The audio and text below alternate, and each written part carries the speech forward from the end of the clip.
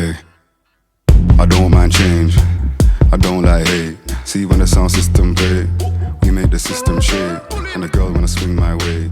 Play street with the street that I played, but I'm in the street and we hear all saints. Hey, yeah, man. Starting off, work in progress title podcast is what we're doing today. Yes, we're still sticking with the name. I'm team the Mateos. And I don't have a team, so I think that's still a pretty good name.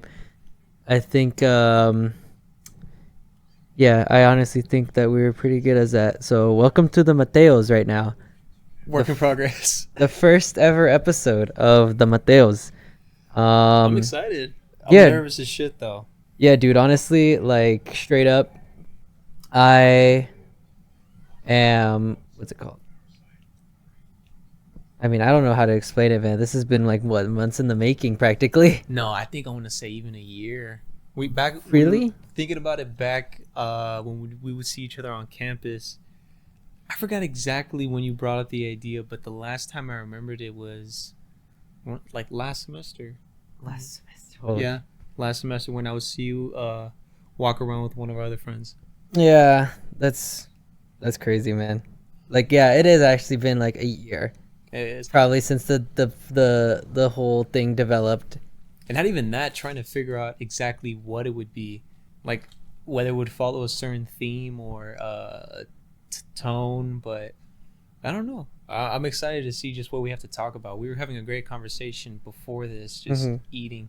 Yeah, I think it's really gonna be like off the cuff. I'm hoping to get some stuff about like what we're doing in pop culture but you know, being off the cuff is how we really just became friends in general. So like, yes, now it's general, just a way for our friends to be able to see it when we upload this wherever. Yeah, basically, if people want to hear this, then people will listen to it. But if people don't want to hear this, then well, screw us, I guess. I don't know. They're killing two birds with one stone at that point. They're just like, you know what? What did they think about Superman? We can get both Mateos' opinion. Exactly. If you need like opinions on something, then we will be the opinion givers. I love how that's almost every podcast, though. Yeah, basically. It's just almost like hot take. Didn't like this. Deal with it. Didn't like this. You see this really cool thing, dude?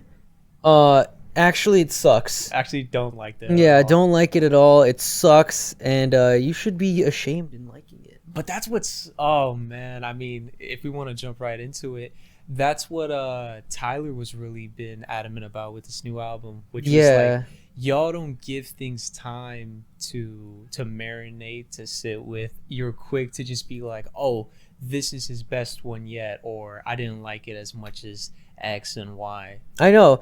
Don't Touch the Glass is such an interesting album because he's like, oh, there's no concept.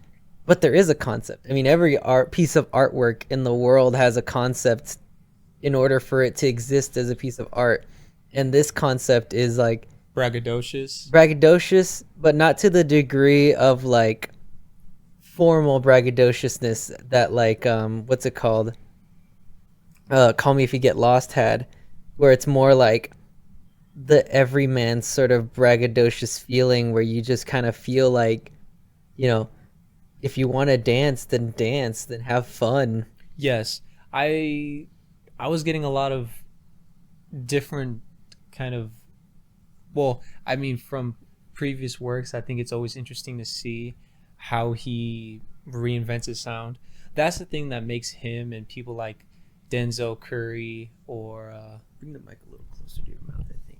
Check. Oh, does it sound like it's too far away? I think it might be a little too far, at least just for right now. All right, but I'll keep it at like a good distance.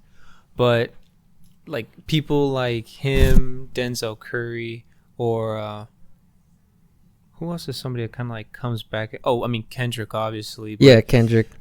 That being said, we're really in a position where, or we're at a point where a lot of these like artists who have made a name for themselves are taking victory laps. Yeah. This is what this album feels like, more like a victory lap, because I mean Chromacopia did well, the tour is doing well. It's almost just further getting fans excited for just having an artist want to drop music and still in the consistency with his rest of his projects. Like this didn't sound rushed in my opinion. Yeah, people were saying that this sounded like rushed because of the fact that it was such a different kind of sound for him to take. And I found that really strange because of the fact that I didn't see any qualities where I feel like this is like a rush job project. It kind of reminds me of like the fact of the matter is, oh shit, damn dude, I gotta really figure that out.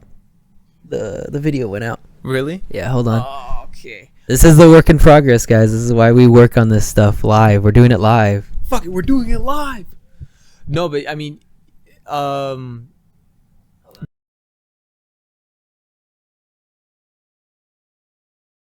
okay, hold on. We got Fantano's review. Okay, we got our opinions. Yeah. But where do we left off?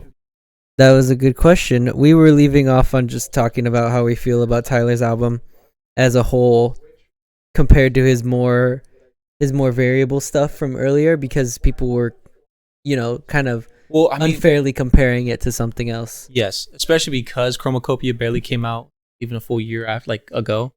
So there is still residual listeners from the last album, and then with the tour. I don't know. I like more recently where rappers are just dropping albums on the days they like. They're not really like, you have someone like the Clips doing their rollout of Let God Sort 'Em Out. Yeah. And then you have someone like Tyler just day and an announcement, and then that's it. But it felt right given the right now. It makes sense why he would drop something. It's great.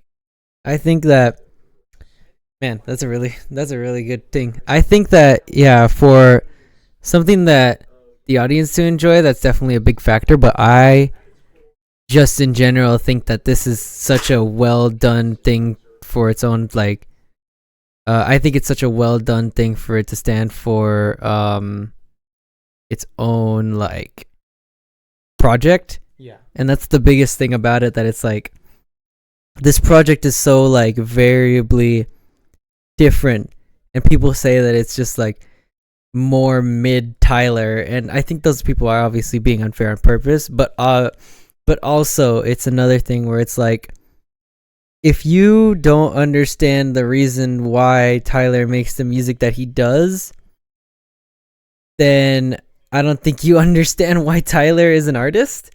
Because, like, I don't know what people were really wanting from this album, because of the fact, like, Chromacopia was so different, and people were like, I didn't like Chromacopia. But I think that's kind of the variability of Tyler. That's kind of what makes him so appealing too. It's like a much more variable Kanye. If like Kanye had if Kanye had released Yeezus every single time after his My Beautiful Dark Twisted Fantasy, or what some fans call it, his My Beautiful Dark Twisted Fantasy, that's basically what Tyler is. Because Tyler will be like, man, this is an outstanding project with a really staple sound and like really in-depth themes. I'm gonna go completely left field to the right side of the other side of the wall and just jump the shark with a completely new idea, and I don't care what anyone thinks about it. And that's a really like honorable thing you can do as an artist, is like, no matter what he does, he doesn't alienate his fans because it's still him, but he's still able to be like, I don't care what anyone else really thinks. I want to be this person where I could just creatively experiment with anything I want at any time and make a band off of it. Right. He was always been vocal about how he navigates the sphere of new fans that came in along. Mm-hmm. You know, you look back at post Wolf, post Cherry Bomb. Like, people forget there was a time where they thought he was after Cherry Bomb. People generally thought he like the outspokenness on his bars with Wolfgang, and like they were come up of crash mindset that was happening a lot. Mm-hmm. And I think even he saw, along with other Wolfgang, of course, there were like signs of, hey, the time is starting to. We need to do something different because now we're gonna be a group that were very rash and said edgy lines. Didn't cause it to where you get banned. Like I would hate to find out that was the most. Oh yeah, he got banned. As opposed to now where he is in a different space as to where he is one of the biggest. So with that type of, not like with that type of on, definitely puts a certain effect.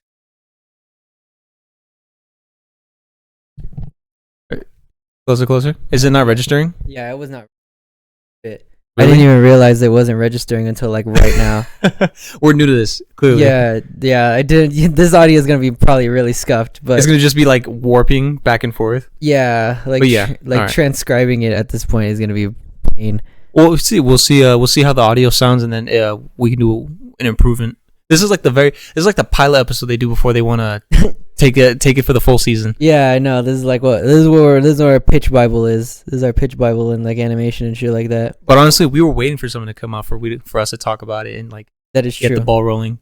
I mean, but this seems like such a perfect time for it to come out, especially the victory lap, all the West Coast artists that are really making a noise. I mean, we've been eating so well, not only as like West Coast lovers, but also just hip hop fans as well. So many good artists releasing stuff. It's outstanding, dude. Like what I've been seeing just in terms of the landscape with every artist releasing just outstanding music. And it's not even about West Coast either. Like Clips's album is a celebration of Virginian culture and just the way people grew up there and the way they grew up there and how they understood life going into their golden years, Going back to the whole like victory lap term, like that, this whole era is invoking a certain level of like, we've built a legacy for ourselves. Now we can enjoy it. Now we have the ability, like the freedom. Genuinely, I think we're definitely in a time where a lot more artists are taking the stance on just putting out what they want, as opposed to what the culture's feeling. They're the culture at that point. What the sound is at the time. Like, you had your Jay-Z's, you had your seasons of like big, loud Timbaland type beats where it's like just a very early 2000s kind of sound. Of course, helmed by Pharrell and a lot of producers that replicated his very big suit sound. That whole area though, like Virginia, going back to Virginia, because you hear it with Don't Touch the Glass, with like Busta Rhymes, Missy Elliott, and even like other artists that you can definitely see the influence in the music. DJ Quick, E40, Warren G, like whether it's the rhyme patterns or the beat selection, you're seeing. This is what I love. What JPEG Mafia was talking about sampling hip hop. We're willing to give up residuals and rights for our songs to the original samplers or the original musicians that we're taking this piece of audio from to put in our songs. But to see this understanding between artists of like, why don't we house and take from the very genre we make music in? Yeah, it's amazing. You heard it in I want to say, was it the second track where Tyler sampled Busta Rhymes? Don't this shit make a jump? Yeah, I think that's literally it. That's literally like I think that's actually what he sampled, because I've been diving into like a lot of like of that rap recently. I've been on a very big Neptunes hits. I've been on a very big Busta Rhymes hit. A very big, lovely. Like so that's my favorite era. Yeah, dude. I mean, not even from hip hop. That sound radiated all of like radio pops. You had Justin Timberlake. You had name so many more. No, I can't. but like the sound, you can hear it. The beats, the thump, the bass. What I heard, Makes you want to dance. Yeah, like speaking of dance, like what I heard in that band, in that whole like discography throughout, that like really brought a nostalgic chord for me was, you know the genre Latin freestyle? Latin freestyle. It's like dance music that was made during the very early times of like the 80s for clubs. I think I actually have a record here if I can grab it real quick. Yeah. Oh, hold on. So what? I mean, man, there's a lot of ways this can go, but like, I think my favorite one that kind of invoked, automatically looking at the album cover, the LL Cool J reference, the like with the chain, the red hat from the I'm Bad music video. Like my dad was very, very much so a fan of, EPMD, LL Cool J, KRS-One, these artists that really set the foundation for hip hop, and then to see someone like Tyler go back to pay homage to it, it's always nice to see that it lives on. We're ultimately reverting back to the good things that we like. Latin freestyle.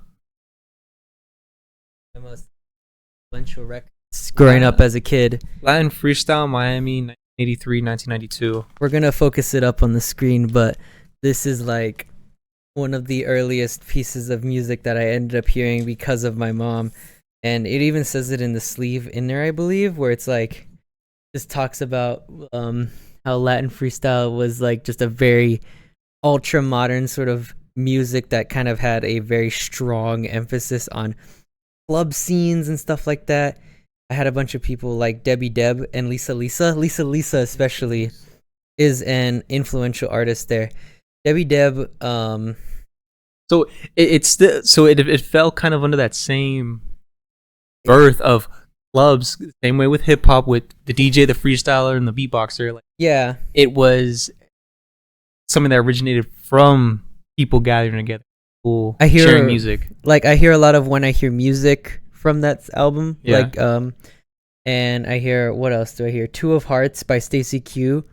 I hear a lot of influential sound and like electro music. Yeah. Especially from this era of like 80s to early 80s to early 90s, like club music. And like that decade period of just yeah, bringing out new sounds. Technology was changing. Instrumentation was changing. Heavy synths, very big, loud, repeating drum patterns, and sampling. Very light sampling, but good vocal sampling as well, and vocal layering as well. I loved.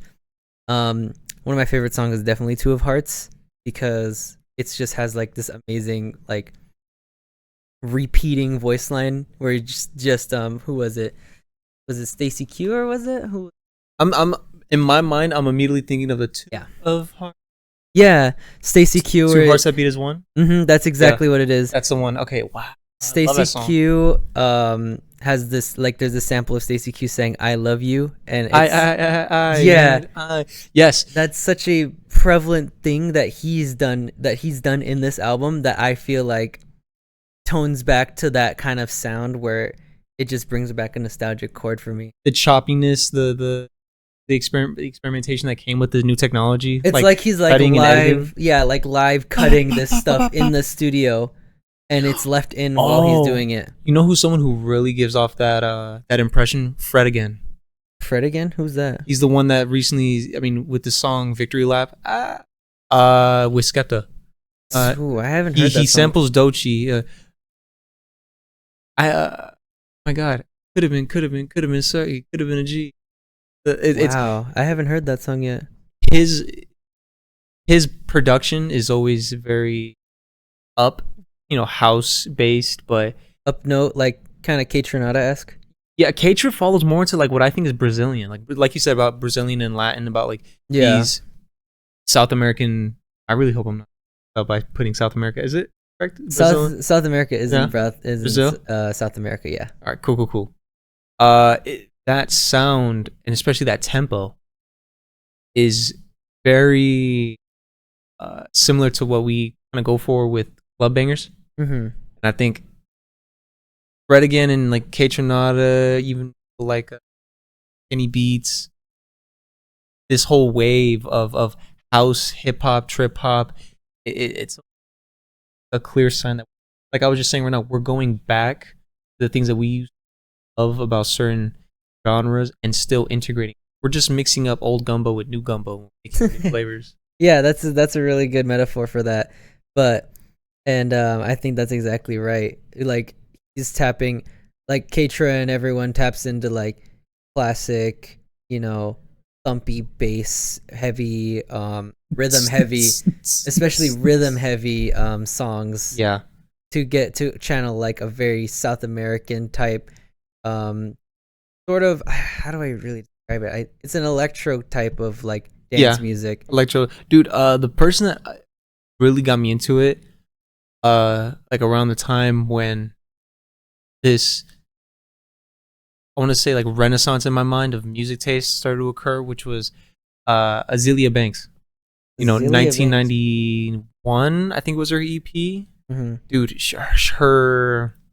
her mix, like her rapping was so well formed to the production. Mm-hmm. Like if you listen to that song 1991, like and then it progresses. It has a great chorus, a great bridge. It just overall, it's what shows that like we can bridge genres and make things that are way more. It amplifies both the rapping and the music that goes with it. I think you've heard the dun dun.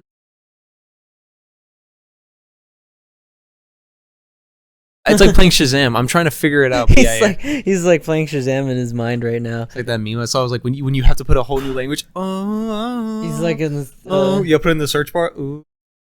Yeah. Yeah, dude, put in that Tony Stark gif where he's like looking through all the screens and searching and zooming in and just doing all that stuff. Song please. Look as Yeah, dude, that's one of the most annoying things ever is when you get like one comment and it's like, yo, song name please. It's like you get one comment and it's like, song name please, and then the reply underneath it is bumping. No, it's just bumping this for to hope the artist sees it or something like that, and it makes me so mad because I'm like, what is that doing? I just want to see what the song is. Please just have an answer for me. Don't tell me you're gonna bump this for the algorithm, dude. No, that's why Shazam comes in clutch sometimes. That little drop head icon that you could just searches it for you. But no, man. It's a battery drainer too. That's the worst part about it. You got to pull out your phone, open Shazam up, and then wait for like 30 seconds. That thing drains your battery. And you don't want to make it obvious too that you're like Shazamming a song. I'm always like in a store, and I'm always like I got my Apple Watch down, just like. That's a genius actually. I just have my phone and I don't have an Apple Watch, so I just go into stores and I just like. Oh hell no! You Shazam. Damn, dude, I'm just like. Oh. You go to like you go to H&M. You're like, well, I'm looking at the soup aisle and I like reach in and I just grab my phone and just go. While I'm like in the middle of looking at all the soup. Yeah, it's just you're really trying to get the best frequency you can. Yeah. Yeah. I have some of the worst service in grocery stores though. Like it's gotten really bad. Like I go to grocery stores now and I have like 1 bar, 2 bars. It's really rough, dude. Yeah, I know sometimes whenever I go to specific, it kills. It's like a block. It's like you go in there and you immediately just lose it. And it's like I don't want to connect to the Wi-Fi either. Yeah, dude. Like I'm just trying to answer this message. I just want to respond. This is all like such a first world problem, dude. It could be easily just solved with like a grocery list. The Wi-Fi isn't fast enough, or like God, the service. If only there was some way for me to figure out to remember what I went to the grocery store for, and it's just you write it down before you go to the grocery store. No, yeah, I don't know why there is that like unconscious decision, like, oh, I need to go to the grocery store, but you don't look in your cabinets. Yeah, for me, I think it's like kind of, if you're about to go shopping, you want to know what you need. I'm the type of person where like you go in, like I go in already knowing what I want. I don't want to stay there longer than I need to. Yeah, I do that too.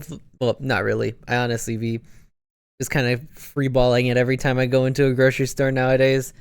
And that's not to say like I don't be wasting money, because I definitely do. I be wasting money sometimes, but sometimes you just pass by the garlic butter too many times and not want to pick it up off the shelves. I do want to try a free sample, and I will buy a pack now. And I will buy a pack, I will and buy a pack. I will buy your entire stock. Thank you. I like the there's that one that video of like, I made these, fantastic. I want 17 of them. Yeah, it's fucking fantastic. Give me 17 of them. And That's great. it's just like, do you even know what it is? I don't know. I mean, going back to like, I think right now we're eating so well Oh yeah. that like it's hard. For me, it never really made sense for people to be like, oh yeah, I love this album, but it wasn't like this. It's like, I'm eating. I have choices. I have a platter to choose from and select from. I am in no position to be like, oh man, love this album, but it isn't like so and so. Yeah, Like someone like, dude, I've been repeating that phrase from Stop Playing With Me. Tell them boys get off. yeah, dude, I've been obsessed with the intro Momonem going into Stop Playing with Them. Yes. I play that song and I get so hyped. I was at the gym with my boy, and prior to that point, all I heard was a snippet, like the music video, going on Instagram and seeing this snippet of Stop Playing With Me. Yeah. And I was like, oh man, this is amazing. Like, starting off on the right note, it's giving me kind of the same excitement I was listening to when I listened to like So Be It or Ace Trumpets, Yeah. it's a signifier to what's to come. Uh-huh. And then I listened to the full thing when I'm in the gym, like 30 minutes, great album runtime. And like you said, it all flows into one another very well. That's another thing of why I think this is a very good Latin freestyle inspiration thing, because these Latin freestyle segments, like Tyler, I'm looking at you right now. I'm looking at you watching Yes, because this he's video. watching us. Yes. Tyler, release a 12-ounce vinyl of each of the singles. Each of the songs in the album need to have a 12-ounce Put them in a vinyl turntable. so that you can have these played in a club and remixed, because that will earn you my respect in Latin freestyle, in your appreciation of Latin freestyle, if you were inspired by that. Because I guarantee you, I will buy that. I will buy all the entire album in 12-inch vinyls, as long as the instrumentals are extended. That would be hard. Like, I want to hear that. He seems like the type of person that would do something niche like that. Like, The commitment. yeah, to just be like, I know this isn't for all the fans, but if you know it, and you would want to get it. Like, it's showing respect to the people who have like niche interests and stuff like this. Like, this vinyl's like 4 sides, but there's like barely a handful of songs on here. And there's like, there's the 12-inch version, the radio mix, the 7-inch version, and it's mostly just radio mixes, but there's occasional club mixes. Release a club mix of this album, please. Please, So, Tyler. I want to ask, you told me that you had a review in the group chat Yeah. ready, but I didn't check it out. That was basically what it was I love this album because it was so nostalgically pleasing to me, but also at the same time, it was so its own. And I love Igor, and Igor is very present in this, but I also love like Cherry Bomb, and I also love a lot of like his more experimental stuff. I love when artists do like something like crazy with their voice. Like, I don't understand going to a different artist. Playboi Carti's I Am Music. I'm on this ratings app, right, for music. Bro, it's the lowest rated album in his discography, and I'm just like, why? Oh, And then people are like complaining about Tyler's album, and they're like, I hated the stuff that he did with his voice, and on Igor, and I hated the stuff that he did with his voice here. And I'm just like, I don't understand. Dude, some of the funnest songs I have fun singing with is when I'm able to do like a funny voice in the middle of the song. that's what I mean. It's for me. It's like, and no hot take. Well, no. What's the term? But like, no shade on Letterboxd. But when it comes to people congregating to go to these like review sites and give their opinions, at a certain point, it's almost like you want to come off more snobby than you really are. Yeah. Like you want to make a critique on something like that as opposed to what it gave you. Like, remember when Baby Keem and Kendrick dropped the brother? Ain't there, brother? Ain't there, brother? Like, it's catchy, dude. I was talking listening about Range Brothers. Yes. On top of the morning. Top of the morning. Having fun with your voice is what really. It's a clear sign that like you're enjoying it, and if you enjoy it, we enjoy it as people. Yeah, dude. Like, That I've one never song? felt like more like artists are getting into their music than this like current feeling yes. of music. Like The Jack Boys 2 meme of the wobbity wibbity wobbity wibbity woo. Like, look, it's that's stupid as shit, but it's also it's just having fun. Not everything needs to have to be so critiqued or looked as something more than just like, you're not going to look at every painting the same way or think that it's supposed to give off the same feeling as something that you've seen before. As much as just like, I'm glad to know that the freedom of expression is still high and alive. yeah, like, you know, I say what Stop you will. Playing With Me is a great example of that. Oh yeah, Hop off my dick. that whole section of the album, just him going into it with weird ass voices and just making it so like himself. It's just such a fun album. You could just tell when he was in the studio, like he was just dancing around to his beats, having fun, modulating his own voice, just jumping around in his own like studio, man. Just doing, he was like acting like a damn fool. Also, the Clips is appearance in the video with LeBron James. Oh yeah, Like that, it's clear signs of just him being around people who are making good. It rubs off on you, and you just want to make something out of it. You're surrounded by creatives. You're inspired, so you want to, make something that is following the same light. That's why the mergings like this time. It seems so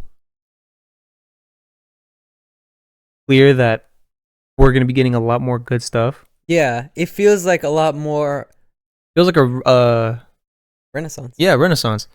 People coming back either to expand on what they've already done before, or just taking the shot and doing something different. Yeah, like I will say one though, of the best things that I've seen about this generation, going back to what I think about like what people are rating these albums with, is I think that we're in like a period of art where everything is like, this is going to be so different from other things that you've made in the past and I'm not going to like it.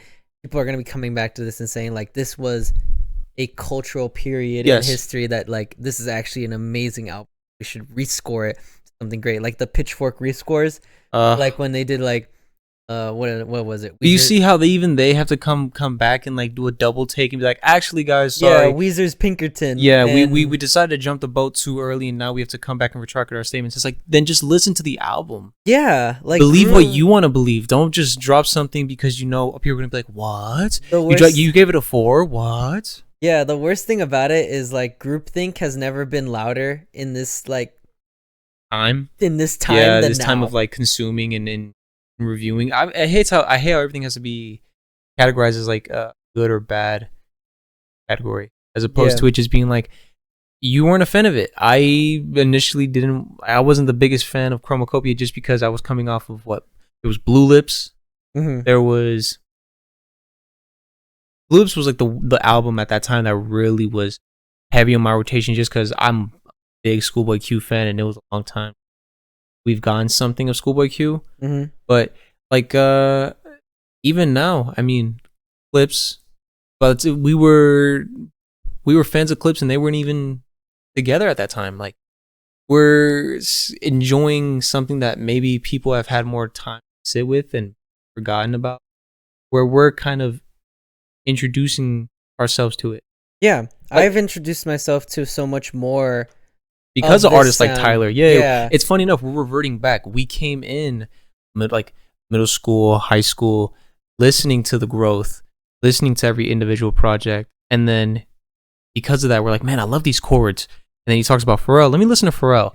Then let me listen to Neptunes. Let me listen to just NERD. Clips. Boom. Like it's a circle. We constantly are going back to the originators, but with a new sense of like Black Eyed Peas. I could imagine at the time where I Want to Rock, sure, a radio hit, but it was viewed as a radio hit. Now we're looking at it as like a electric music, like it was a time banger. Capsule. It's a time capsule. It's so good when it comes to how it uses the instrumentation of the electric synths, the vocal. Yeah, they're gonna figure this out eventually, but I'm just gonna keep pressing this button until. Honestly, yeah. But I will say this though, I have a hot take. They're gonna see this in the dark, so they don't have to see. Yeah, But- we're gonna work on this, and we're gonna do this in quiet mode. We're doing this as audio only now. Yeah, Audio true. jungle. Honestly, I've always liked podcasts when they don't really record themselves because you're Mhm. doing something in the background. Usually, Yeah, you're probably riding your bike to this or doing your homework. Hopefully, don't slack off. yeah. Don't The slack off. fuckers. Stay in school. Do all that jazz. Well, yada yada yada. It's worth it. You'll make money, and money is what you want in this world because it runs everything in the world. Then you can buy these albums. And then you can buy these albums, support these artists because they need it. Because God knows, fucking Spotify ain't paying them. I'm sure as hell not buying tickets. $300. Nah, I love you, man. I love you. I'll buy the album. I'll buy the album. Hey, but clips though. Hey, man, it's never I- been more easier and accessible to get into artists and live performances, especially than now. That's what surprises me because you see clips have their show for like $80 here, Mm-hmm. but then, you have other spots going for like reselling 500. Yeah, It's like, what is it? You know what I mean? Are you really trying to go for the artist, or are you trying to go to say that you saw this artist? yeah. I mean, it just makes sense. Like wanting to talk about like Oh my god, I love this concert. It's like, yeah, but how much did you pay for it? how much did you pay for it, and how much did you really care about seeing who you wanted to see? It's a clear indicator on how much you're gonna pay for something is just if you check how much the water is in those fucking concession stands. $6 for water? Yeah, okay. Yeah, dude, I had an experience at Allegiant Stadium where it was just like I brought in, for some reason, this Allegiant Stadium just let me bring in like a double gulp Slurpee cup, and then at the end You of just the hit it night, in one of those like big pockets. dude, I had it in my hands. I took it through the metal detector and everything, and I just kept drinking it. And then towards the end of the night, I was just like, these soda machines are just standing out here. I might as well just like If you buy the put my thing underneath. if you buy the commemorative like Raiders cup at the spot, I think you have the right to just come back with it. Yeah. Like, oh, I bought it from here at this spot. I'm gonna refill it. I bring it. And it's not like a big gulp that you go into like a 7-Eleven and asking for a refill. But I mean, like, hey, if you're a fan here and you bought one of these cups, we'll see it. There's like a QR code. We'll scan to show that you actually are like a member or like something to like show. Like, yeah, you'll get a refill. You'll get like a refill when you buy a drink. Just what we need, RFID on a fucking goddamn cup. They already have it. Yeah, I guess so. Look at the ingredients on this cup. Scan this QR code. I get so scared nowadays because I recently saw a reel where it was like some cups will leak microplastics into your like drink if you put like hot liquids into the wrong kind of cup. And I thought that was really scary. That's kind of wait, what? If you drink certain cups, like basically if I look underneath right now, do you see I need blue. Oh, like that What is it? The triangle. yeah. That triangle right there? Yeah. That triangle basically With is the supposed arrow. to tell you what the whether this cup can hold hot liquid safely without leaking microplastics into your drink. Oh, Or not. yes. That's Yeah. why some plastic plates are microwavable safe, others aren't. Yeah, I hella be microwaving my. I'm not gonna lie. But I'm already, well, I mean, people say, oh, you're nuking your food. It's like, yeah, I mean, in simple terms, yeah, but I guess if you want to put it like that, then a little bit of plastic in there wouldn't be too bad either. yeah, man, you're putting fossil fuels into your food. It's called turning on your gas stove. Yeah, I know. I like it when people try to be like that. I was like, oh, you know how many things contain red 40? It's like, brother, You're sending whatever. there's asbestos everywhere. Dude, yeah, dude. There's literally bugs in your wall. The and- fucking insulation probably gave one of those workers like lung cancer. Yeah, dude. There's black mold in your room. Do not talk to me about the microplastics that are probably already in Yeah, my walls. I'm sorry. I'm still using the styrofoam from the takeout box I bought. Yeah, it's like it's kind of crazy how like people are like. It's really a big debate in the world of plastic of whether you want to preserve your life or whether you want to preserve the world, because it's just like, man, everyone has. This is what a podcast is about. We talk about an album that we're going straight into like just the morality of like, hey, would you build a house if you could possibly die building it? Yeah, plastic bottles are like actually killing everyone in the world, and you're too busy being selfish about whether or not it's leaking plastics in your drink. No, I mean, what really tripped me out when I first started like figuring all this stuff out was the study that they try to conduct regarding how much microplastics are in people, and they were trying to find a control group and they just couldn't. Mm-hmm. Like, there was no one who didn't have it, who did not have plastic. What was it? It was microplastic. Yeah, I forgot the term when you're trying to say like they were trying to find someone who didn't have it, and everyone that they had it. Oh, So they had no ability to have like a control group. oh yeah, that's what it was. Source, Twitter. Source, No, source for me, microplastics are in your balls. I don't have a source. I just know that's true.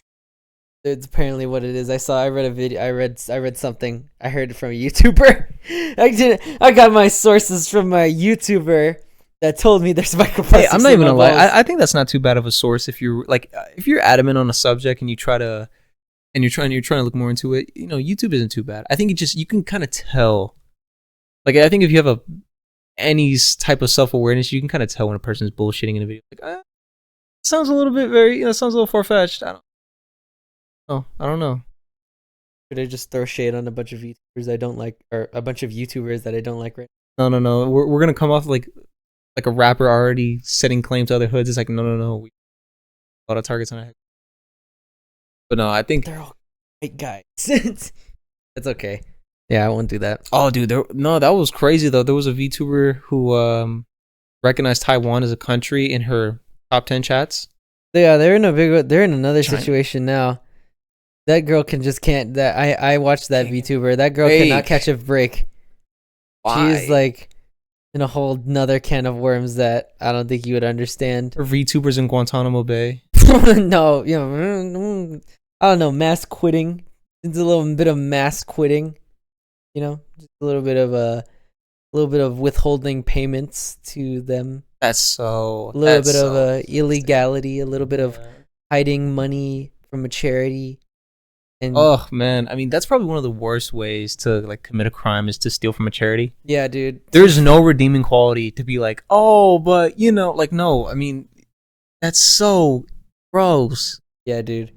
I think it's just awful. I've seen the situation. It's just an awful one. And the worst part of it all, I think the CEO is gonna get away with it. They usually do, man. It's so clear, and you know, it sucks because it's the commonly known secret that we all just keep to ourselves. Like, oh yeah, how much money do you have as your net worth? You're good. Yeah, you're good. You're gonna walk. What's his name?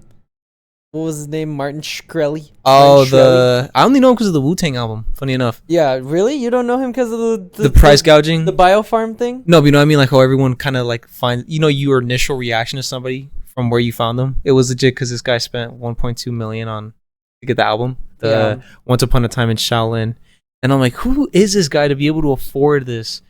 Oh yeah, pharmacist. He price gouged a life-saving drug.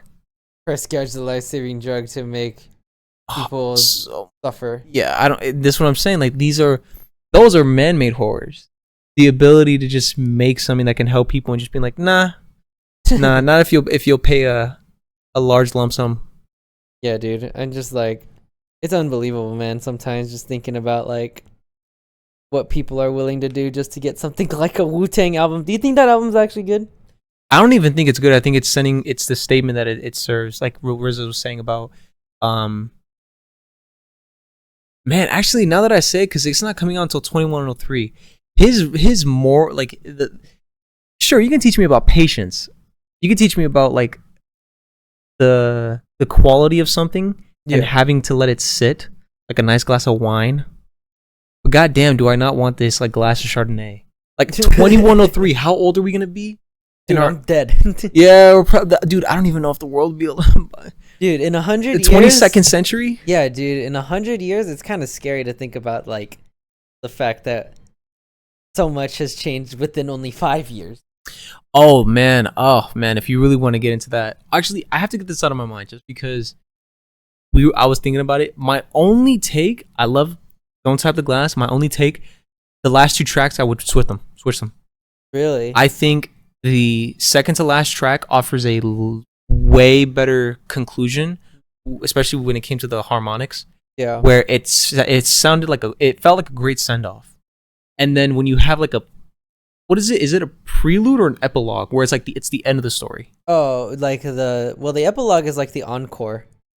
Is like what happens after the story. Okay, then I can treat the last already the done. last track as like an epilogue, because it's not really. It's not like an ending track in my mind. It doesn't feel like an ending track. Really? It sounds like an anime ending to me. But that's what the second to last one was. I really should know the names. I think that like if I were to like hear an anime ending, I would think of the preliminary track before the second track, but then the last track I would think of as like the credits rolling. Tell me what it is. You know what? I can say that as an end credit track. I'll take care of you as like the falling action, the story's starting to reach an end. The story's concluding. It's Slowing like really down. like quiet. The story is good, and yeah, I feel like it naturally concludes to where it's like not really necessary to say, it's like a bad conclusion. But I think it is like you could switch those two and definitely probably have the same both of them. Yeah, I think personally that like being at the gym, that was like the only thing I'm like, I could have I preferred it. I would prefer it like this, but like you said, you know, it serves its purpose in both regards. So I can't like it wouldn't change how I feel about the album as a whole, which is like really good, thumbs up. I think that I'm actually thinking the weakest track is first track. The first track is actually the weakest The in beginning? my opinion. Yeah, Big Poe. Big Poe is not my personal favorite, mostly because the prologue is just, you know, listing out vague rules and not the actual song. Bro, And then please, the for the actual love song of is just God, kind of okay. bring back skits. Yeah. Like I don't need like how many times have you skipped a song because there's a portion in the end of a song or the beginning of a song where it's like if you were to cut this out, perfect. It's like sometimes you gotta have it as like the skit intro, Yeah. song, skit. Like, dude, the amount of songs I skip because there's like dialogue at the end of it, it's like cool. Don't need it. Yeah. It sucks to say because it's like I get what you're trying to do, but like the one that I always remind myself of is "Working Out" by JID. Really? Yeah, like when I love Zach Fox, but when Zach Fox is talking about Cole and him looking like he would borrow somebody's charger, it's like, bro, I'm just immediately skipping that. Like it's a great song. I'm gonna continue it with another song. Yeah, dude. I think like I hear this is gonna get me skewered on the cross of music reviewers, but Mortal Man's ending prologue, ending like epilogue, where it's just him talking to Pac. Right? Where it's just Kendrick talking to Pac. The poem and all that. I think I forget. that could I totally be forget like- that's there. dude, that could be like a very like Skippable. moment for me. At least not because I might be TikTok brained. I'm gonna be honest, I might be TikTok brained, and that might be like fucked up of me to say because it's like a really genuine moment of the album. But I recognize it as such. I just really, really like the song that comes before it, and then the poem. Yeah, if shit hits a fan, is you still a fan? Yeah, That one is so great. that's such But- an amazing like ending to this Yes. like whole album. I just feel like if you were to lay it out in the song track, just have it be a separate track. Yes, it's almost. You know what? Now that you pointed out like that, I see where you're coming from because from the start to the end of the album, you get Kendrick talking about you got Kendrick saying the "To Pimp a Butterfly" poem, like little by little, expanding it more and more throughout the album. Yeah, In my mind, that's already painting a clear picture of what he's trying to say. By the end of the album, sure, he can say it all in full, but you sit with it, think about it. I've never been a fan when it comes to things that are supposed to have a more deeper subconscious meaning to something, and they just give it to you. They explain it. It's almost like as an artist, you want to leave people with the ability to come to their own conclusions and understand why they would think this way. Granted, I think that's also because we're looking at it like Drake doing the Snoop Dogg in Tupac. yeah. It's like one was interview clips stitched together to sound like dialogue, and the other one was just AI voiceover. yeah, But it both comes off in the same vein of like, it's not real, Therefore, I'm viewing it in the same light as like I'm watching a movie.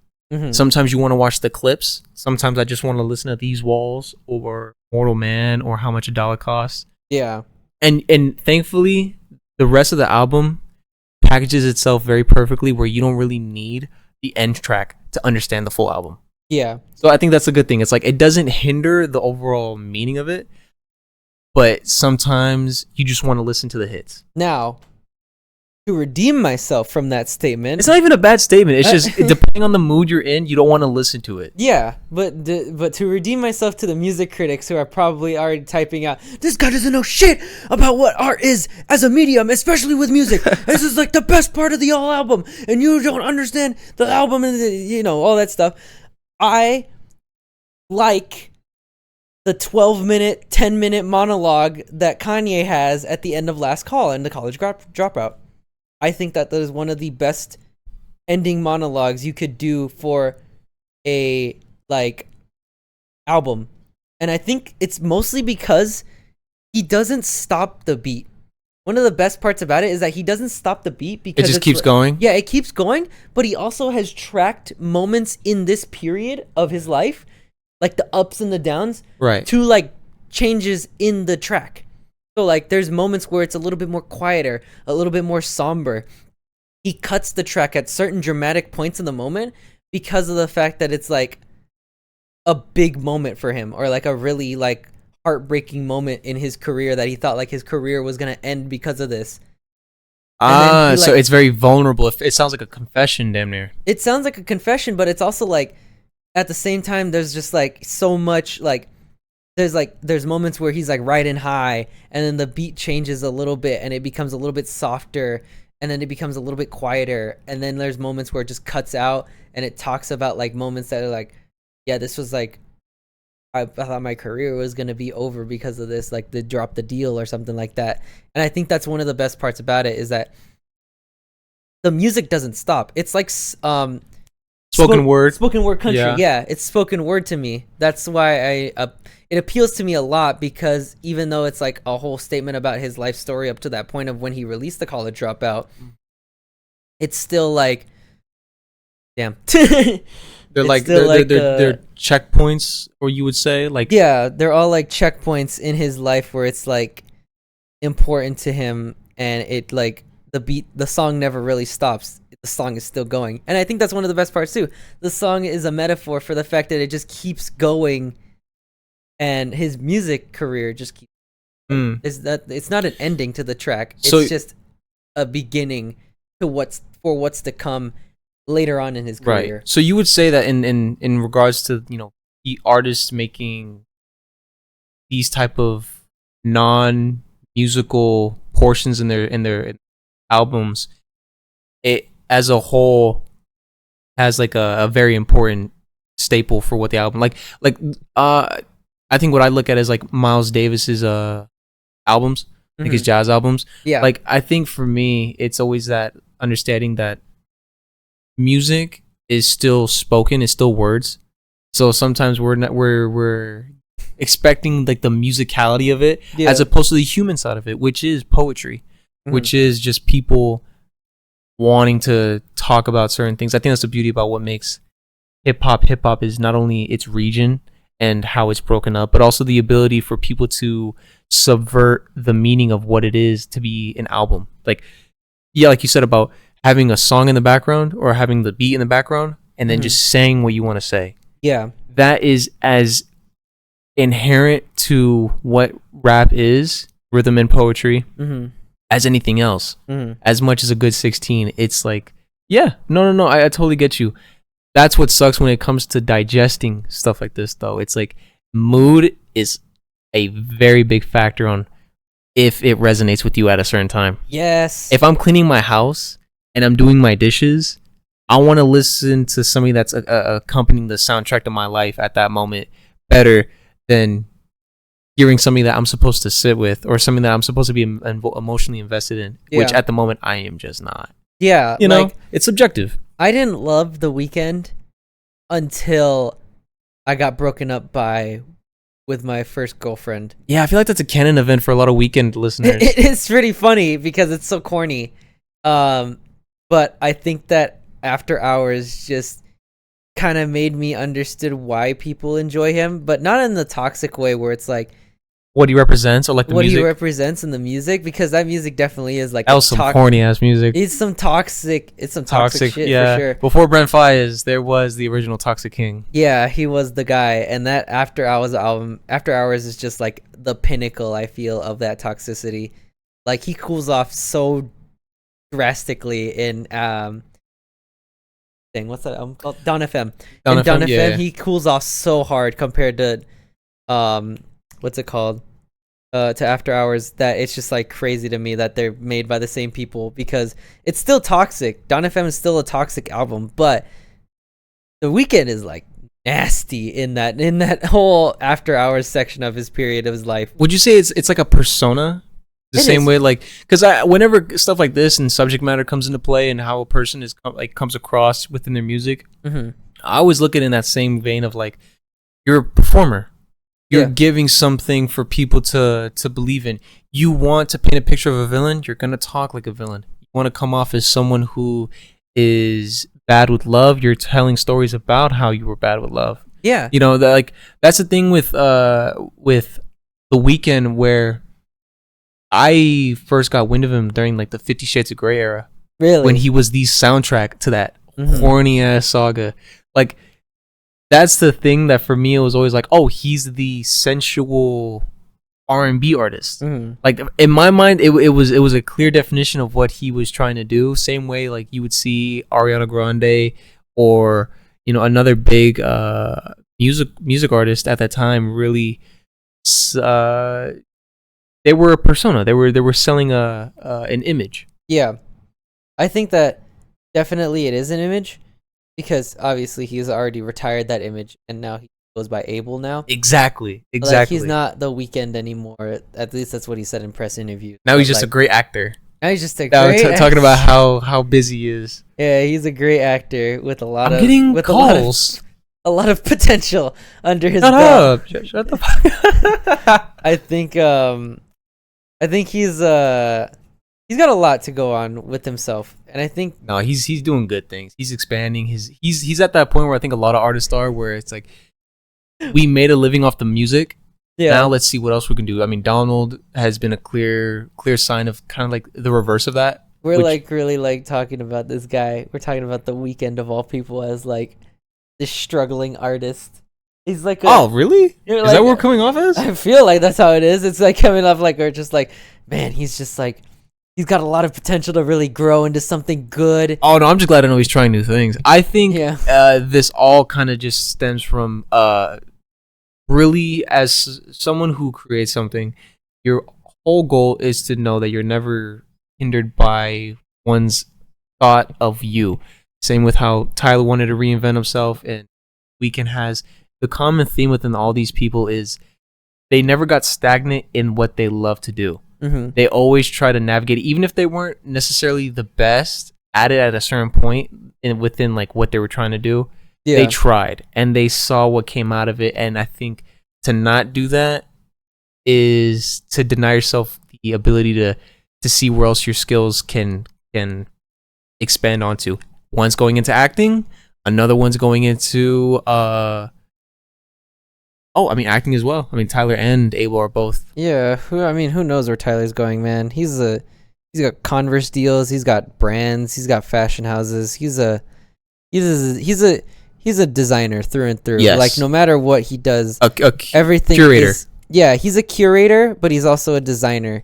Like, everything that he does is so antithetical to what he does as a like creator, to the point where it's just like important to his main message of creating art. Yeah. I think that he never stopped creating art, even when he lives his day to day. Real talk. Which is why so many people love him now, and I wish people loved him even back then, because before, how it was packaged, this is something that I think adamant about, which is just because at that moment they're making movements that you may not find relatable to you, Mhm. that shouldn't deny the fact that we should incentivize more people to be curious and make new things. You know, at a certain point, let's say if somebody like, oh man, I was thinking about this right now while we were setting was Bob Dylan's transition from folk music to rock. Oh, really? Think about it. There's very few artists that really make a transition into a different form while still being at the top. Like imagine if Michael Jackson at the top of his R&B career decided to be a rapper. That is kind of, yeah. You know what I mean? Yeah. So in that vein, it's that realization of like, hey, I'm not much of a rock fan, but I'm seeing someone with immense talent expand. Yeah. And I could only imagine what they're going to do with this sound. Mm-hmm. Certain people just have the ability to bridge different gaps in different sides of the pond a lot more seamless than others. Yeah. And I think for us to constantly push for more of a curiosity to try new things and to expand things that we are already good at. Like if you're an artist and you're good with traditional, try digital. Try to see what different mediums can bring out of you. It's you're testing your muscles, you're testing your skill, and I love that about what's going on right now. It's a sign that really anyone can try it. Anyone can do it if they just try. Yeah, I think that, you know, doing this in general, like being in this project with you, is definitely like... We're scared as shit. I don't know what's going to happen. Yeah, dude. This thing is definitely going to get posted and just like, it's going to be a drop in the void, but still it's like, you know, I've been telling people about this for a while. I've been telling more people about this for a while, but it's just like, you know... Well, because I think what the funny thing about us as people is we're both social, but in two different regards. I'm social in the sense that you can have a time and place where your battery is full and you have interests and it's easy to talk to people. Yeah. But inherently, as a person, I don't like being in the forefront. Yeah. I think that's the reason why Capital Steez is my favorite rapper. Rest in peace, but he was the teacher while his boys were the ones that were really making the noise in the forefront. Yeah. He was someone who who wished he was more respected at the time, but even he knew that like it isn't his way to have to be like, no, like I'm the one. Yeah. I'm the one that started this. He doesn't want to be the next Jay-Z. He doesn't want all the attention. Yeah. So he didn't want the attention. My apologies. But that type of mentality was always something that I carried with me, which was, you know, I'm one to be in there. I'm one to be witness to the moment, but I don't want to be the moment. Mm-hmm. Hence, why something like a podcast can come off kind of intimidating for a lot of people, because you have to express yourself. You have to put yourself out there to judgment. You don't know if something you say is gonna resonate in the same light that you think it will. Yeah. But it's also amazing to see how there's people who can just turn on their laptop, pick up a microphone, and talk with people, and people being like, exactly, that's exactly what I was thinking as well. Yeah, like, dude, this is like first of all, this is an unbelievable amount of work to be able to get all of this functioning. I know the chords and everything right now looks like a fucking nervous system. This definitely does look like it's running on glue and band-aids right now, but you know, it's like the fact is this kind of dedication that we put into this project for it to finally be happening now is a very big like part of why I like to be able to do content and why I like to be able to do discussions and have fun with my friends and stuff like that. It's just like, it's about like really just enjoying the process to getting to that point more than it is about like actually seeing the final product, because everyone loves to like have the final product already pictured in their head and stuff like that, but everything about it doesn't turn out the way it does when it's like truly done. Like you can picture the apple in your head, but you put the apple on paper and it's not going to look like the apple that you had in your head. And that's why people get disappointed with the process of art, is just it never... They're envisioning the end result as opposed to experiencing the end result. Yeah, and that's why it's like the process should be more engaging. And I have trouble, especially with visual art, doing that, because it's like I want the process to be as fun as the art, but you know, I just don't feel that engaged with it as much as I do like doing like videos or like podcasts and stuff like that. But I do want to be able to get to that point. and I'm gonna try and force myself to. We have a friend who does editing, Mm. you know, and I've always told him that like whenever he comes up with an idea or he shows me something that he's working on, it inspires me so much because it's the same thing that like a lot of these creatives tell you about having a passion, having niches, always staying like true to what you like. You know, I'm an artist, Yeah. so for me, like how you said about connecting via the video format and audio format, I connect visual. Like as an artist, you want the attention, but in the same in regards to your art, you want to know like my name doesn't matter as much as what I have created. You know, Like, people won't know like off the top of their head who designed a certain jacket, but they love the way it looks. Mm-hmm. And I've always had that peace of mind of like I'm cool not being noticed or known for something that I make as much as I'm being able to create it. Yeah. Like I love being a personality. Like I could say that if I had the opportunity presented to me to be a personality for something, I would take it in a heartbeat. And it's just like that feeling has always really permeated throughout my life, and I feel like that's what makes it like so much fun to do videos and do shows and record videos and post stuff. Is the process for me is being the personality and putting it up at the forefront of how I entertain people versus background. Right.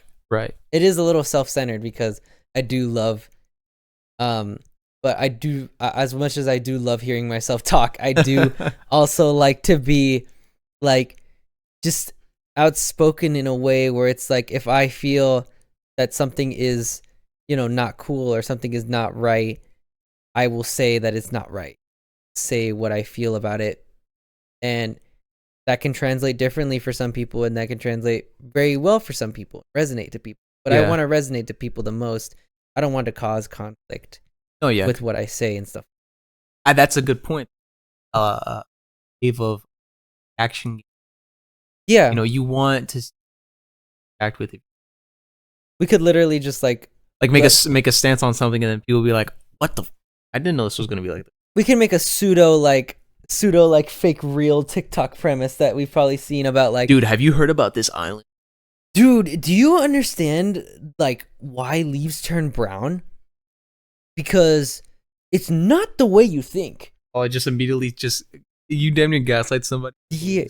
Yeah, exactly. Like anyone could say anything, and then people could just immediately like parrot it and say something else, and then be like, "Dude, you're not right. That's literally not." No, yeah, but I mean that's the beauty of the internet. As much as people, I hope. Let's not let.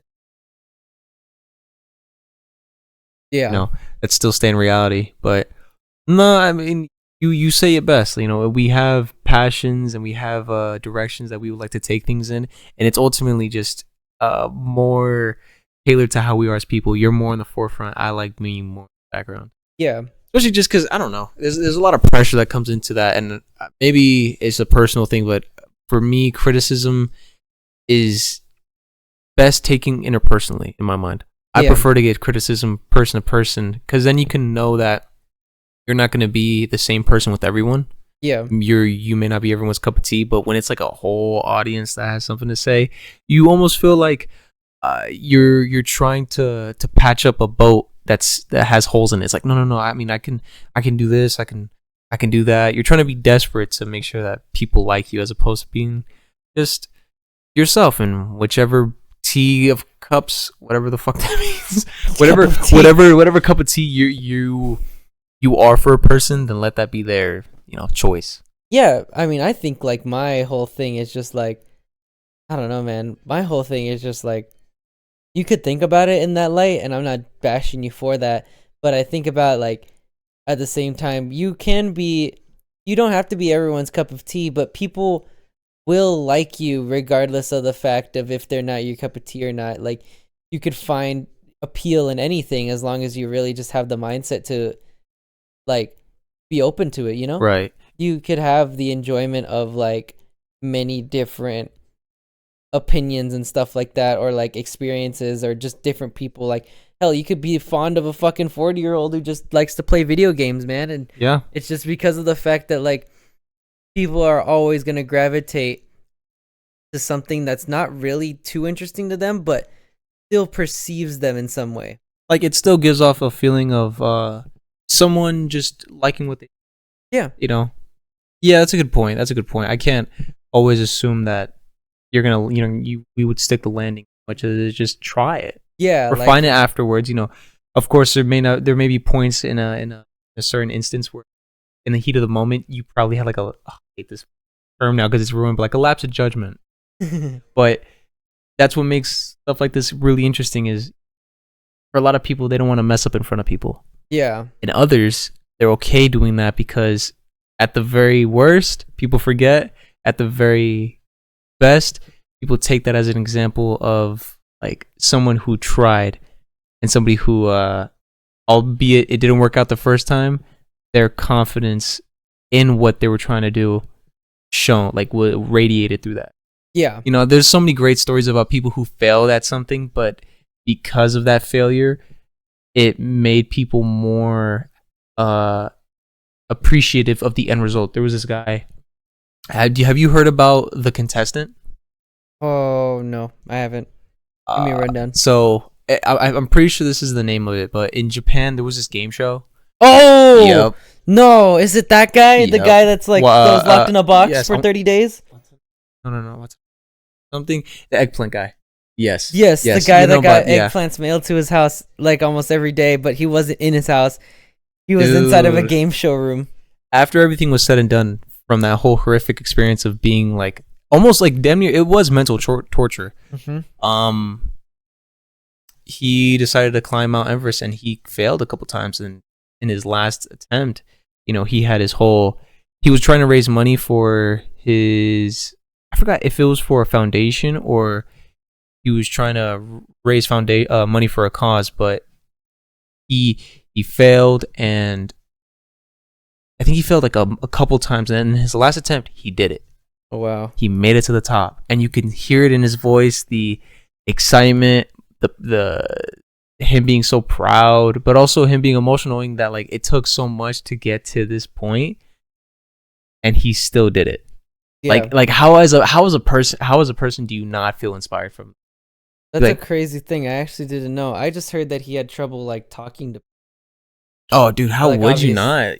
Yeah, like who wouldn't? But like also like I just heard that he lived a quiet life afterwards. I didn't know he went and gone and did all that. Yeah, no, that's what I'm saying about somebody like him, where he, especially he was, because I think he was somebody who got the worst end of notoriety. Mm-hmm. It was without his control, consent in some regards, especially when it came to his diaries Yeah. and them selling him, and they became bestsellers. It's like he was on the forefront and people knew him, but he didn't know them. Yeah. And I think that's so scary when you have that dynamic with people where it's like you don't know exactly what is real and what isn't. Yeah. Even in the climax of that whole situation where he's put in another room, which is at this point the third room that he was moved into, and at this point he thought that like, oh, I'm being moved into another room. The game is still going. Take off your clothes, because he has to be naked the entire time. He has to win the clothes on his back. So at this point he is already naked, ready. It's Pavlov's dog. yeah, where he like in a room, I'm gonna get naked because he already knows what's gonna happen. And then the walls come down and it's an audience in front of him saying that he won the contest. That's like Black Mirror shit. I know that moment. I've seen that moment before, and That's so disgusting, it's dude. a so dystopian. disgusting. What a dystopian moment in like human history. It dude. is. It is like It really is. I couldn't imagine being that person in that one specific moment of your life. It just feels like And for people to watch it, that's and like for people to like it's the Truman Show mixed with a dark twist. it's not even like Truman Show level, because Truman, No, like, yeah, kind Truman of- Show, and like the scene, like everyone's watching you. yeah, like that's kind But of he like didn't know. something else. Like he didn't know that people were watching him, and so did the other guy. But also, it's less of the fact that he didn't know; it's more the fact that he was like living as a person filled with loneliness and had no other person. Truman had people to talk to every single day. That's a good This point. guy was isolated, like Yeah, and he knew solitary confinement yeah. level type stuff. I guess in this case, voluntary confinement. Voluntary Yeah, confinement. that's a sad state. But like, what's crazy was like he had to put in this. So I'm gonna give you a little twist on this. There's a whole video that explains it by a YouTuber named Mr. Gigi. Yeah, I watched it. Oh, you know about Mr. I watched Gigi? that. I Yeah. watched that video. I watched the Mr. Disturbing Gigi documentaries. Mm-hmm. So then you know about him when it was the second round, I guess I would consider it, but like the second level, he was in the other house that they moved him into, and then I think it was in South Korea. He had to learn the South Korean handwritten language Yeah. to put in giveaways, and he got so good at it that it didn't take him as long as the initial attempts from before. But it just goes to show, just like, bro, imagine being in a room by yourself, no food, or at least like very minimal food, and you have to win it all by putting in giveaways in a language that you don't speak. Yeah. That is terrifying. And it's just about the human tenacity, dude. It's just about like what human tenacity can do in the moment of survival or in the moment of just pure exploration of yourself. Self-actualization is like the final step of the ladder in terms of The ethics of it, though. yeah, of how you are in a human. But like, you know, his self-actualization may have come during whatever period of his life. It could have been during Mount Everest. It could have been during that moment. It could have been during the part when he even got exposed that it was all a game show at the end of the thing. That could have been his moment of self-actualization. But it all depends on where you are in your point in life that it will feel like The realist. the realist. Yeah, that's a good point, because people were asking him like, why didn't you leave? Why didn't you, like, you know, you weren't held captive, but you also didn't leave. And he was like, at that point, it felt the most safe. And that's like such a, like, it's a mental thing that we do for ourselves, where you get stuck in this pattern because it seems the most real. It is the most real in that regard, as opposed to just being able to leave because you don't want to be. You don't want to disappoint, like, you know what I'm saying? Like, Yeah. you know that, dude, there was, it's funny, I got the boys text me right now. Oh, Jim, da-da-da. Funny, our boy just said, can I FaceTime you in a bit? That's funny. Man, what? There was a movie by David Fincher, The Girl with the Dragon Tattoo. Yeah. I love it. Love David Fincher, but there was a scene where, something Skarsgård, he's the father of, Bill Skarsgård. Yeah. He's a serial killer. Really? And I want to say, no, I forgot him. He played James Bond in 007 in Casino Royale. Really?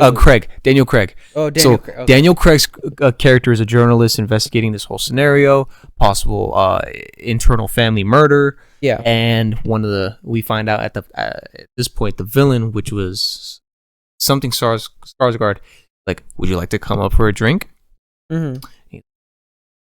Yes. And so he comes in for the drink, ultimately gets captive, prepared to be tortured by him until he is saved.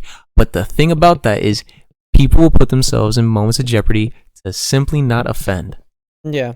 He didn't want to leave the room because in whichever mental way he was trying to process it, he didn't want to disappoint the executives. He didn't want to, cause any trouble in the filming process. And it's like, that's so wild how we will put ourselves in harm's way if it means not to be an asshole. Yeah, it's exactly the point of why, like, people believe, like, people are, like, so critical to art that is provocative or, like, disappoints them or upsets them or offends them in a way that it's, like, deeply, like, upsetting to them.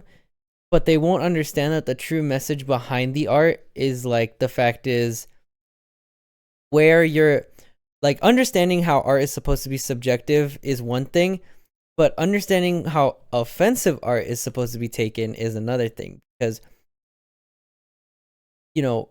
remorse and greed and lust and all of the sins of the world that people have committed against each other are, like, something that people don't really understand how to take when it's presented to them in the form of, like, a movie or the form of, like, a show, in the form of, like, a of like a piece of music or anything like that.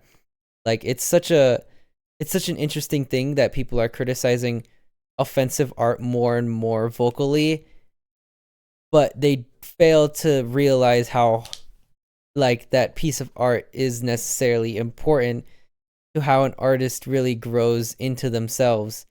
And sure, an artist can be deeply offensive to like something like religion or something like ethics or morals or values, but it's just like well, this is a part of what the artist's process is. Like people can be disappointed by this, but criticizing it inherently for just being offensive is not really giving any actual like criticism towards the art itself. It's just saying like, hey, this is bad because I don't agree with it. And it's like, well, that's not a very in-depth like look at those things, because you're just saying that your morals don't align with this guy's morals, and this guy's morals could be fucked up, and everyone could agree that it's fucked up. Yeah.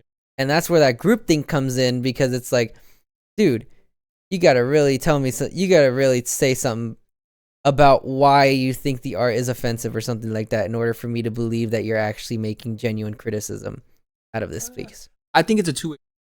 I think as much as the audience has a responsibility to jump the gun, yeah, and to, you know, let things sit, that counter argument, artist is doing something and you can't really dissect what, like, you know what I mean? If somebody puts a hateful how much can I break that down in an artistic or subject? So I'm like, honestly, it's just stupid. It's just dumb. Well, being vapid is definitely something that you can criticize like offensive art for, because some shit is just offensive because they know nothing else but to be offensive. Yeah, it's like it's really hard to look past the fact of like you're not doing much with it, but telling people fuck you and move on. Exactly. It's like you're not really pushing your statement any further than me hating it anymore. Like I know I don't like this type of stuff. Of course I'm not gonna watch it and or consume it. Yeah. But you also as an artist, it's like, it sucks to say, but it's simply just appeasing to their audience. Like they know that there's gonna be a subsection of people who will like it and other people who will hate it, and they love both of them because it's both monetary, it's two separate sides of attention that they just regardless crave. Yeah, I think like, especially now recently with how things are so prominent, like, you know, back in the day you'd follow a certain ideology, and if you were to tell somebody that you do, you can honestly. But I think now things are so open and accessible where there is that lack of like self-awareness and decency to just not impose it onto other people. Like, oh, this is my meaning, this is my words, you must endure it. It's like, pal, if you want to do that stuff, that's cool, but I think we'd be better off if you didn't do it. Yeah. I think that's the thing where it's that tiptoeing of like, if you really did care about this, or if you really did want us to understand it, then you would truly try to push the needle. But if you're just trying to get us to say like, oh, this is bad or this is horrendous, how can you have done something like that? Then as me, a self-aware person, I'm gonna just take it as like, you look dumb right now, I'm gonna walk away. Yeah, that's the thing that sucks, where you, or like, we as people need to have a little bit more of a ability to like, tell a person to knock the fuck up. Like, hey man, what are you doing? What is this? Because I think if you don't make it apparent, like, hey, what you're doing is dumb, you need to kind of like bully people back into that of like, hey man, yeah, you're not cool by putting up this front or like making people uncomfortable. You're making this family uncomfortable at this Denny's. Yeah, dude.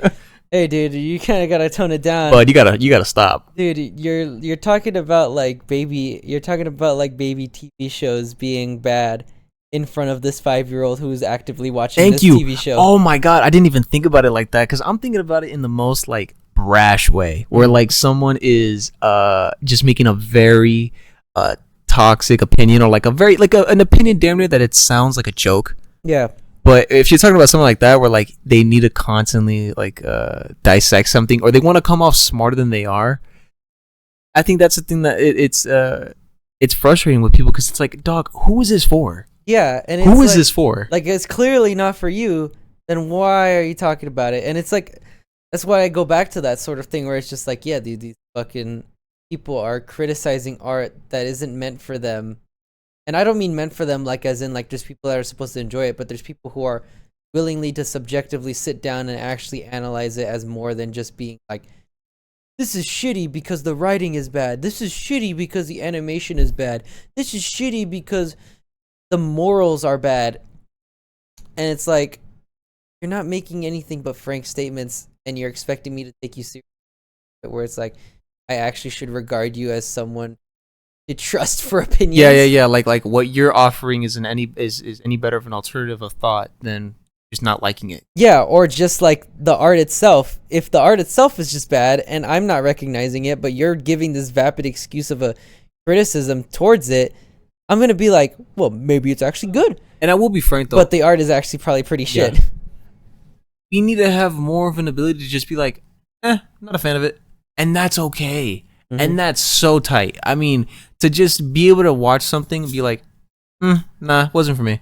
That's cool. You don't need to have a reason for it like every time. And I think people trying to have a well-constructed opinion on everything that they see every time, it's like, no, brother, sometimes you generally can like ice cream because it's sweet. I don't give a fuck about the texture. Like, and like you see it with so many things of like the most bare bones, minimal. The thing that the person's intention was legit just to take at face value. Yeah. We still try to manage to make it more than it is, like more deep. It's like, it really isn't that deep. If you like it, you like it. If you don't. But if you want to have a discussion and say, oh, I like this part more than the other part, and that offers a room to kind of explore each other's viewpoints on why you like something, as opposed to being like, oh yeah, do I really like this song? What are you talking about? This song is better. It's like, I didn't ask if you thought it was better. I simply like this song. And so if you want to get really deep into the pit, then you're going to be like, oh, in and itself, that's like a criticism of criticizing things, and that you're being unfair to those. Yeah, like the logic of it doesn't even match. Yeah, so, really, what can you do? If you like stuff, you like stuff. Yeah. And if you don't, that's just the point of living, Yeah, it's all an experience. Yeah, you can, to everyone out there who's making unfair criticisms of anything, whether it's the new Tyler album, whether it's the new Clips album, the new anything album, Kevin Abstract, whatever. Shout out Kevin. Yeah. Just, you don't have to necessarily. You don't need to like it initially, too. Yeah. Sit with it. Think about it. You're going to come back. And if you still don't like it, that's fair. Yeah. If you come back and you love it, guess what? You now have something else to enjoy within your roster of things you like. Always give something a second chance. That's definitely something, too, because people. Facts. Yeah, people are too quick to judge on the first. And that's why the new Tyler album, Don't Tap the Glass.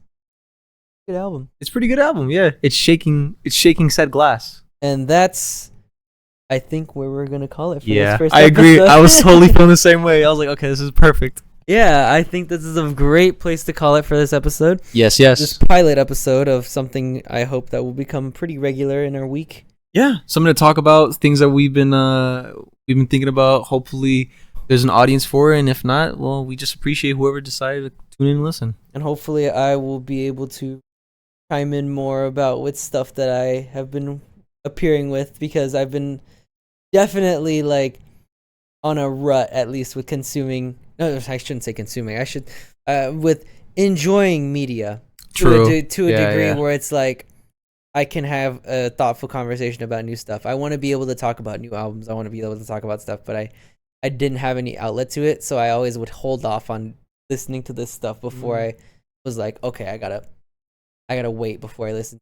So yeah, I think we're both people who kind of love what's going on right now within just everything going on within our lives, like media, movies, music, art, where, as artists, we kind of just want to express to people why we like what we like. And if you like it too, then even better, join in. Yeah, thank you. I don't know what you do on Spotify, but if you like this, because this is also going to go on YouTube on the Overlords channel, subscribe for more, and like the video because it gives us motivation. I think. I don't know. I just kind of want to do this regardless of the fact if we get popular or not. Yeah, constructive criticism and or any comments. It just lets me out. Like it's a good outlet. Yeah, it's fun. I did have a fun time. This was. Yeah. So thank you guys for listening. Thank you guys for watching the small portion of video that there is. I'm gonna figure out. I'm probably gonna have to buy another camera to be able to have set, so we could have this sort of thing. I want to buy multiple cameras to have multiple different angles eventually, but you're seeing the rough edges, but we're gonna smooth them out soon. Yeah, we're gonna smooth them out soon. It might just be an audio only podcast just for a little bit until we get some video, and then you guys can see our handsome faces again. But yeah, that's everything, you guys, and thank you so much for listening. Don't tap the glass. Go listen to it on Spotify. And yeah, this is the Mateos. Thank you for tuning in. We will catch you again soon.